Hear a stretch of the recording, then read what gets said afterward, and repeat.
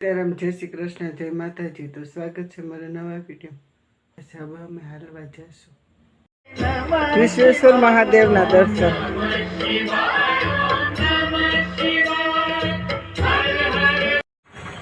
તો સવારમાં જ વાદળા છે, એકદમ ઝાકર જેવું વાતાવરણ છે, ઠંડુ ઠંડુ અને ઝાકર આવેલી છે, એકદમ શાંત વાતાવરણ.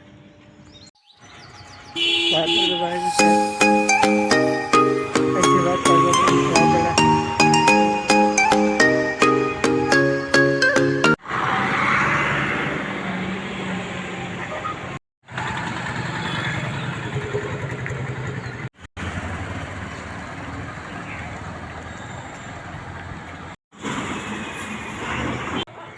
સવાર સવારમાં શાકભાજી. તો હમણાં 3 થી 4 દિવસ સુધી બહાર જતા હતા તો કપડાના પણ ઝાઝા બધા હતા. તો મેં સવારમાં વહેલી ઉઠીને કપડાં ધોઈ લીધા છે, સૂકવી લીધા છે. હવે રસોઈ કરીશ, તો હાલો રસોઈ કરી લો. તો મારે જમવામાં કાળા ચણા છે તેનું શાક ને ભાત ને રોટલી કરવા છે. તો મેં ભાત મૂકી દીધા છે, ચણાને બટેટાને બાફવા મૂકી દઈશ. તો મારા ચણા ને બટેટા બફાઈ ગયા છે, હવે શાકને વઘારી લઈશ. તો આપણે ઝીણી કેરી ખાખડી આવતી હોય છે તેને લસણવાળી આ રીતે સરસ મજાની બનાવી છે. તો લસણવાળી ચટણી મીઠું નાખીને બનાવી દીધી છે. ત્યાર પછી તેલ નાખી મીઠું નાખી આ રીતે મિક્સ કરીને તૈયાર કરી છે. તો ગેસ ચાલુ કરી લીધો, તેલ મૂકી લઈશ. તો શાકમાં નાખવા માટે મેં લસણવાળી ચટણી છે તેમાં હળદર મીઠું નાખીને તૈયાર કરી લીધી છે. તો શાકમાં વઘારીશ ને આ ચટણી નાખીશ. તો ચણા છે તેને આ રીતે અધકચરા કરી લઈશ.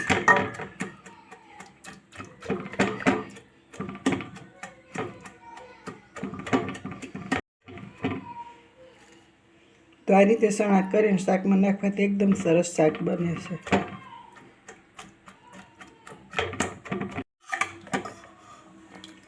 તો આપણા ચણા આ રીતે તૈયાર છે, તો વઘારી લેશે. તો તેલ થઈ ગયું છે, જીરું, રાઈ,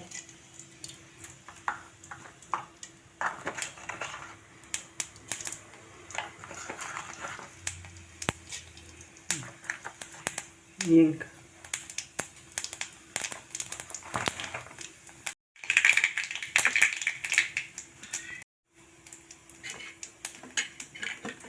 તો આપણો વઘાર તૈયાર છે. તો લસણવાળી ચટણી નાખી લેશું. તો આપણો મસાલો સળી ગયો છે, બટેટા નાખી દઈશું.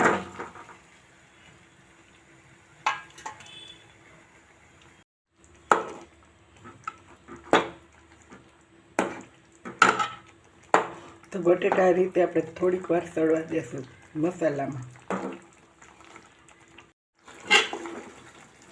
તો આપણા બટાટા છે તે મસાલામાં સડી ગયા છે. તો આપણે 1 ચમચી ગરમ મસાલો નાખીશું અને ધાણા જીરું નાખી લઈશું.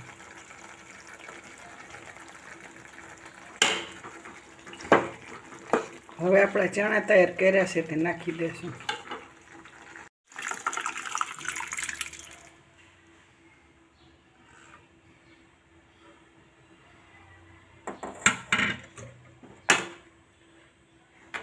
તો આપણે થોડીક વખત ધીમા ગેસ ઉપર શાકને સડવા દેશું.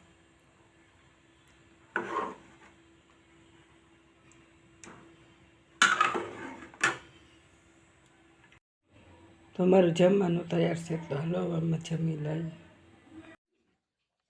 અત્યારે વાગ્યા છે સાંજના 5 ને. કિશવીન દાદી દીકરી અમે નીચે બેઠા છે. તો તેના ફ્રેન્ડ આવ્યા છે, તેની હારે કિશવી રમે છે. તો આ છે અમારા કિશવીના ફ્રેન્ડ.